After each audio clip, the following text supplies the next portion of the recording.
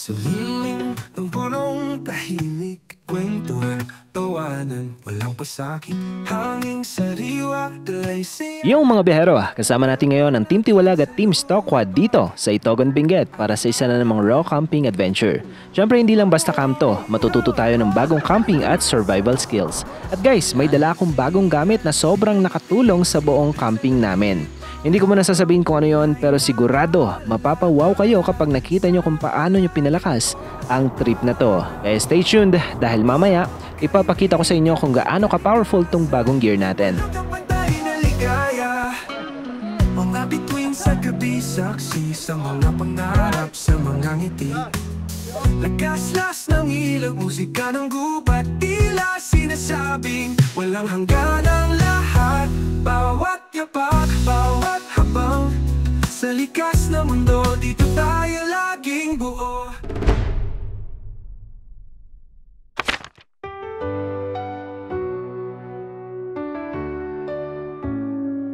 Another night, another shadow on the wall,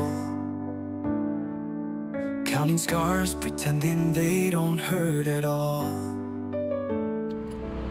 The streets are empty, but my mind is wide awake. Merienda tayo, ice cream. Nadaanan natin si Kuya dito, nagtitinda lang. So, naka-tricycle. Bundok na ice cream. Ito yung namimiss nila direct dun sa spot ngayon. Mainit dun. Basta pa kayo dyan direct. I'll find a gleam that cuts the darkness down. Not everyone will ever see my fight, but I'll keep my head above the tide tonight. Isang mapagpalang hapon mga biyahero at welcome back sa ating YouTube channel. Nandito tayo sa Itogon Benguet at meron tayong pupuntahan na alam niyo na tong spot na to mga biyahero. Nauna na doon kahapon sila direct kasama ng Team Stockquad. Ngayon naman hahabol tayo at makikita-kita tayo doon sa spot para naman i-enjoy yung magiging camping adventure natin ngayon. Kasama natin MJS Adventures! Hey! At syempre magamit natin motor PG1 at ADV 160 si Kali. Tignan nyo naman tong ating background. Wow, ganda. Dito lang yan along the way. May two-tiered falls dito.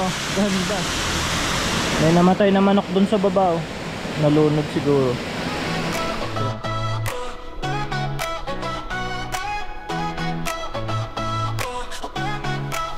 Mga yapak na pagod na sa sementadong daan, tila ba may humihila palayo sa kaingayan.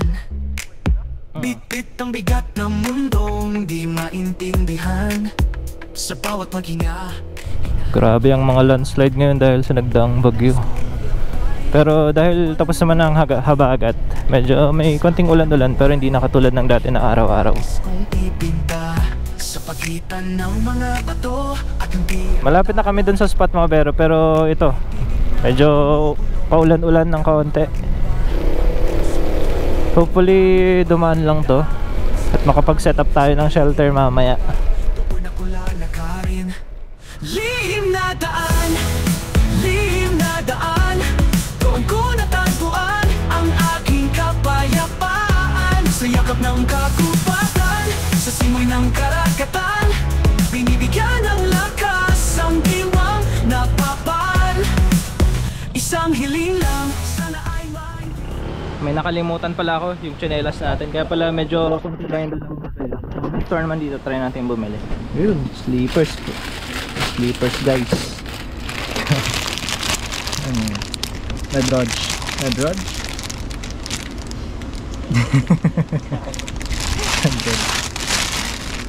Kain na lang pala tayo. Merienda tayo mga biyahero.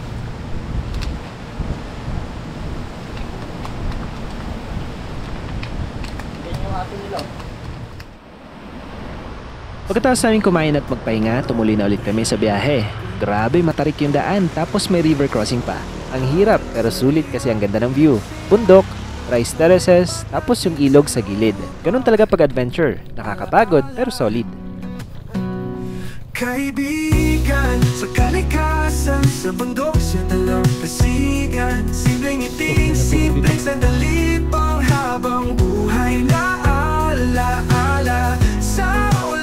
up, bro? Una nga naming nakita si Maki ng Team Stokwa. Mainit daw sa main spot kaya dito muna siya lumipat sa ilalim ng mga punong kahoy. Nagpark na din kami at nagayos ng mga gamit. Ang ating pananggalang sa Niknik. Pahid na tayo kasi maraming kumakagat sa akin.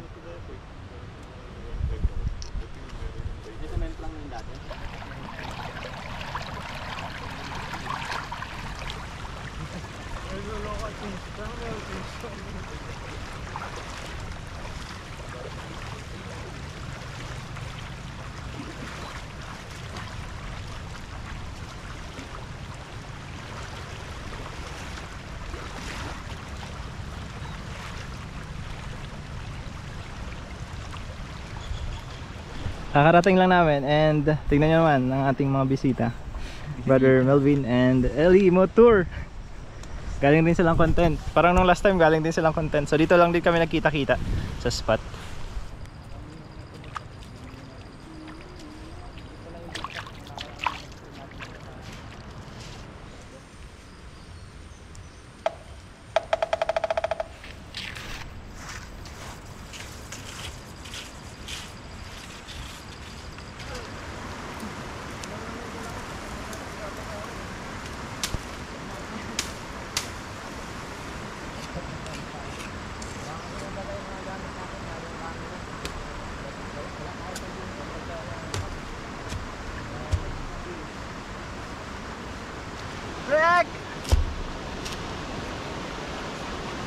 Habang abala kami sa pag-aayos ng shelter, narinig ko si Derek na kakabalik lang galing sa falls kasama yung Team Stokwa.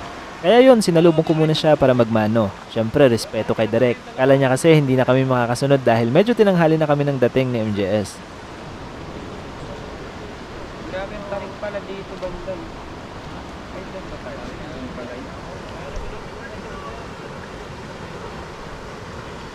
Ay, pagbukas tayo ano, pinunta natin sa paliko. Diba na pinunta mo Melvin Parado?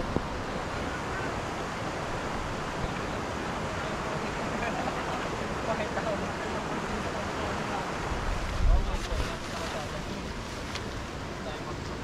Marami ang magpunta doon. Dito wala, negative pa. Grabe hirap. Naputulan pa ng kadena. Eh, wait, grabe kayo. Alas 11. Hinahanap namin yung lock. Kahalit talaga ngayon. Hindi mahanap. Ang ginawa,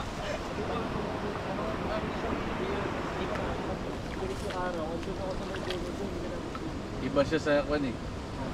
nung pag-uwi ko na, yun nga, nag-vlog na ako din. May update ako doon, ang dami landslide. Na talagang kababagsak lang. Tapos, tama na yung pauwi mo, may video? Nag-video ako. Pero tinuloy mo pa rin. Tinuloy ko pa ako. Pumunta ko, alas 7 na ako nakalusod. Alright, done setup mga behero. Nandito na yung tent natin. Nakatarp na rin tayo. So oras na para maligo.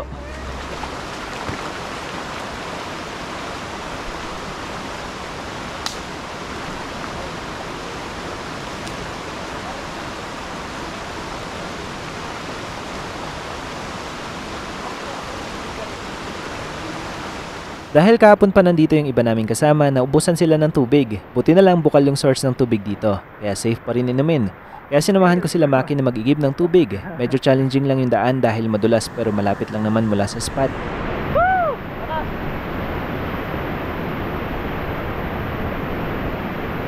Lakas ngayon! Sa hiling ng punong tahimik, kwentuhan, tawanan, walang pasakit. Hanging sariwa, dalay saya, mga yapak natin sa lupa. Alaala, kaibigan sa kalikasan, sa bundok, sa dalampasigan. Simpleng ngiting, simpleng sandali pang habang buhay na alaala. Sa buwan o sa araw, magkasama kaibigan sa kalikasan, walang kapatay na ligaya. Ito na ata yung pinakamadaming stokwa na nakita ko mga behero. Ang saya kasi tamang kwentuhan lang muna kami habang nagpapalamig at nakikisalamuha sa ibang mga campers. Iba talaga kapag iisa lang yung hilig nyo, kahit bago sa isa't isa ay parang dati na kaming mga magkakakilala.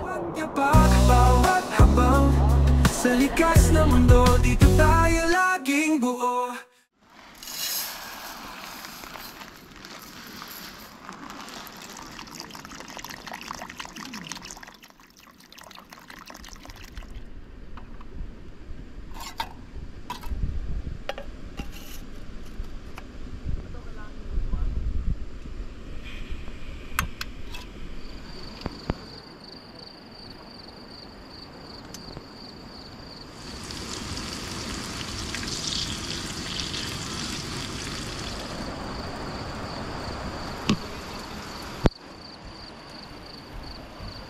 Ayan, so pero marami-rami kami ngayon dito sa spot. Mga nasa 11 kami.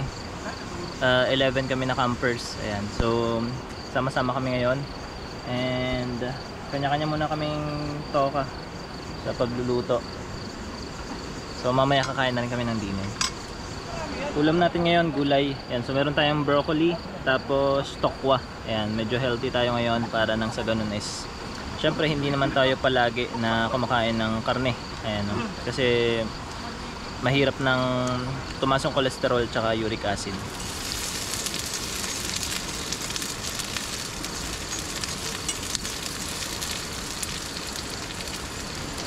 And so sa mga nagpapa-shoutout pala sa last mga nag-comment nung last ay hindi ko ngayon ma-check dahil walang signal dito sa spot namin. So ipa-flash ko na lang dyan sa screen. At maraming salamat pala kay Capti Adventures sa channel number natin.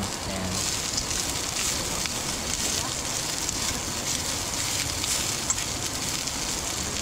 Ayan. So ito yung gagamitin nating sausawan.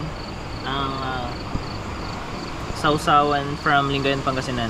Ayan. So nabili ko lang sa office, merong nagre-resell at napakasarap nitong suka na to. Ayan. So luto na ang lahat, kain na tayo mga behero.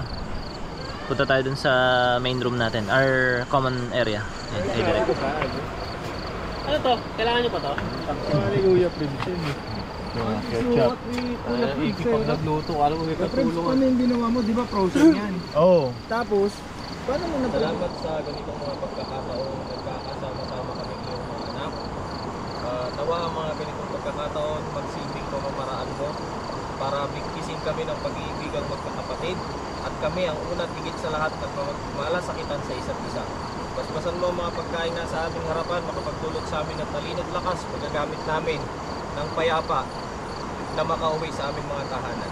Sa pangalan ni Jesus, amin. Amen. Nagsalo-salo muna kami sa hapunan, kanya-kanyang kwento at tawanan habang sabay-sabay kumakain. Ang sarap ng pagkain lalo na't pinagbuklod kami ng pagmamahal sa kalikasan at simpleng samahan. Pagkatapos namin kumain, nagsiga naman kami at nag-ihaw ng marshmallow.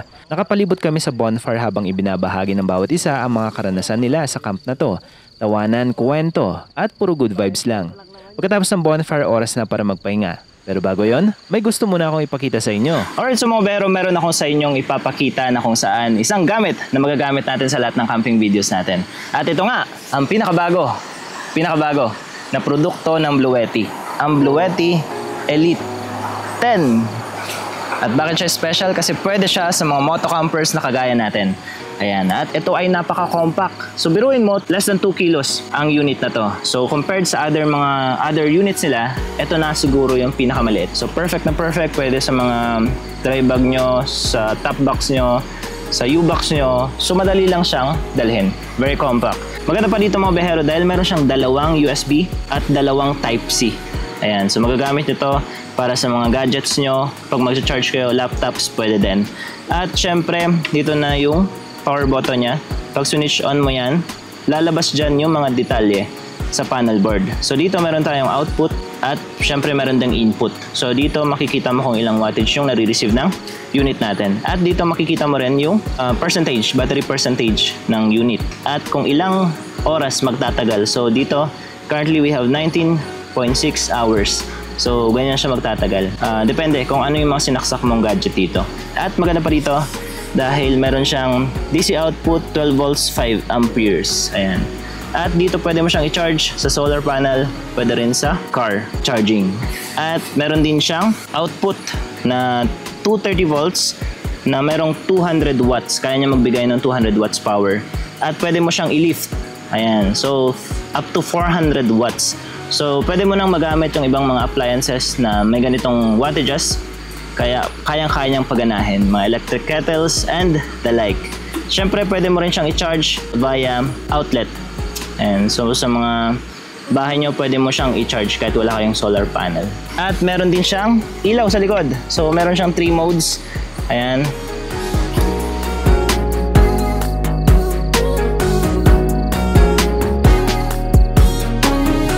Ang maganda pa dito mga behero dahil pwede mo siyang i-connect at makontrol sa cellphone nyo gamit ang Android or iOS. So pwede mong i-scan yung code na nandito or pwede mo siyang i-download directly sa Google App.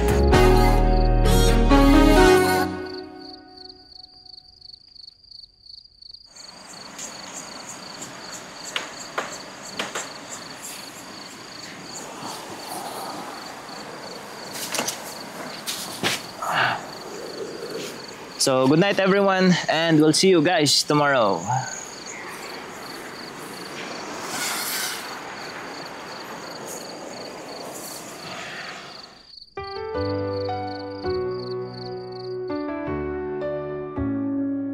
Another night, another shadow on the wall.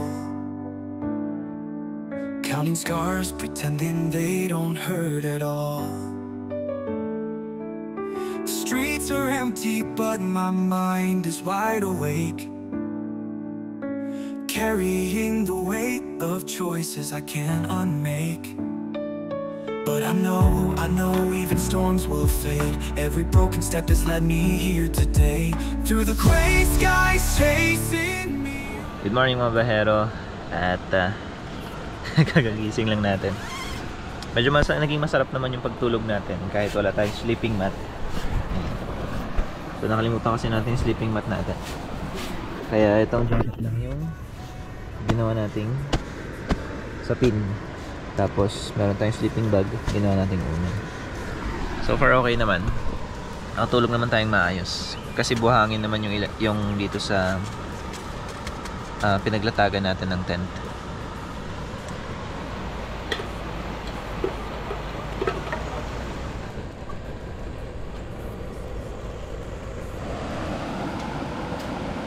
May malaki na iya ka ba eh. Ayoko pre. Nakakaya pre. Pancake tapos itong honey ni Direk. Uy.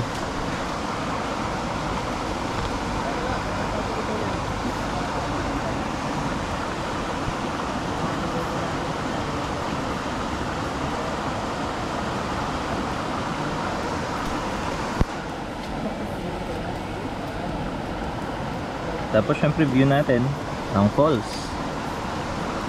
Mini falls.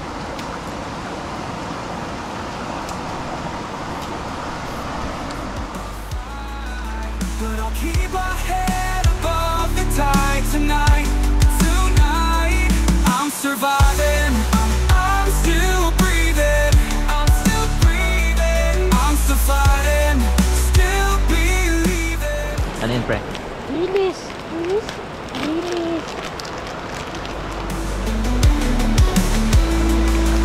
When the world feels colder than the night, I'll carry on even when there's no light. They may never understand my song, but I've been strong all along. Through the gray skies chasing me around. Inaumagahan, abala na yung iba naming kasama sa pag-aayos ng kanilang gamit. Lalo na yung mga galing pa ng Manila, kaya sila ang mauunang umalis. Kami naman nag-breakfast lang muna at pinagmasdan kung gaano kaganda yung spot namin. Preskong hangin, bundok sa paligid at payapang umaga. Pagkatapos nun nagkayayaan kaming maligo. At ito na nga ang mga sumunod na nangyari. Diretino on his mark, trying to do the basic backflip in 1, 2. Wow! Ang sakit!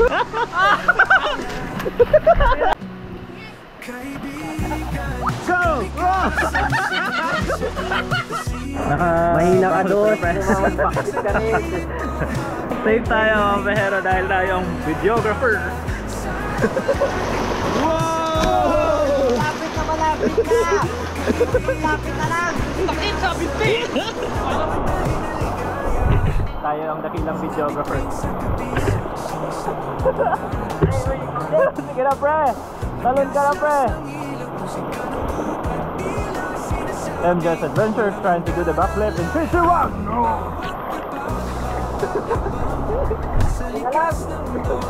Dahil hindi tayo maka-backflip, tamang video lang tayo sa Get Me. Dive na, hindi natin ma-perfect eh. Backflip pa kaya?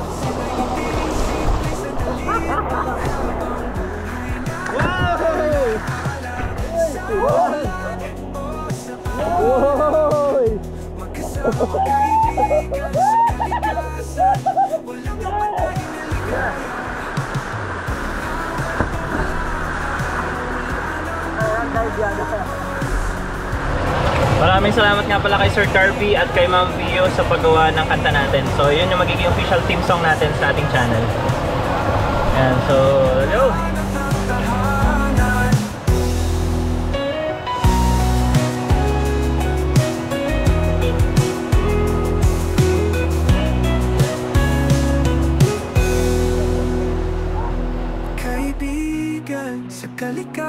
kalikasan, sa bundok, sa dalampasigan. Simpleng ngiti, simpleng sandali, panghabang buhay na alaala. Sa ulan o sa araw, magkasama kaibigan sa kalikasan. Walang kapantay na ligaya. Punta siya naman si Fernando Dosalan. Fernando Dosalan, hinahanda na ang kanyang pagbuena para lumipad. Nabitin, natakot. Nisipat niya ngayon kung kaya niya ba talaga, kung tama ang desisyon niya na magsapatos kahit meron siyang tatawiran na ilog. Inaayos niya mga bato, nilagyan niya rin ng tulay, parang timang. Hindi na lang nagtagal ng sapatos. Ayaw niya talaga, doon daw siya bubuelo. Binibigyan niya na ang kanyang buong pwersa. Sinisipat. Kaibigan sa kalikasan, sa bundok, sa dalampasigan. Simpleng ngiti, simpleng sandali, panghabang buhay na alaala. Sa ulan o sa araw, Si Jonel may iwan sa magkasama kaibigan sa kalikasan. Walang kapantay